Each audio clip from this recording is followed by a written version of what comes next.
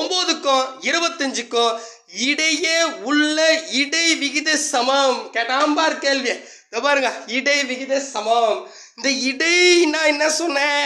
இடையில இருக்கிற நம்பர். அதாவது இங்க பாருங்களேன், 9, 25 இதுக்கு இடையில இங்க பாருங்க, இதுதான் இடை விகிதம். இங்க பாருங்க 2:x:32.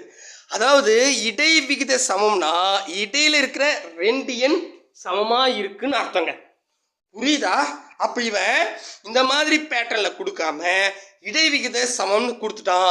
அப்ப இங்க என்ன இருக்கும்? எக்ஸ் இருக்குன்னு அர்த்தம். சரிங்களா? நீங்க ஒய் கூட போட்டுங்க, உங்க உறுப்பு தான். இதுதான் அவன் சொல்ல வாரான். ஸோ இந்த எக்ஸ்ன்னு அழகா அந்த பேட்டர்ன்ல கொடுக்காம அதுக்கு பதிலா இடைவிகித சமம்னு சொல்ல வாரான். புரியுதா? ரொம்ப ஈஸி தானே? ரைட். இப்போ இதை சுருக்கலாம். கடையும் பெருக்கணும், இடையும் பெருக்கணும். அப்போ 9யும் 25யும் பெருக்கணும். இடையில இருக்கிற எக்ஸையும் பெருக்கணும், எக்ஸ் ஸ்கொயர்னு வந்துடும். இப்போதான் நான் போன கணக்கில் சொன்னேன், பவரில் 2ன்னு இருந்தால் ஈக்குவல் டு என்னன்னு போனால் ரூட்டாக மாறிடும். அப்போ 9 ரூட் எடுத்தால் 3, 5க்கு ரூட் எடுத்தால் 25க்கு ரூட் எடுத்தால் 5, 3 5 15 ஆன்சர். அவ்வளோதாங்க. எவ்வளோ எளிமையாக இருக்குது பார்த்தீங்களா? ஸோ இது பாருங்க, 15 ஆப்ஷன் சி தான் சரியான. முடிஞ்சிருச்சுங்க.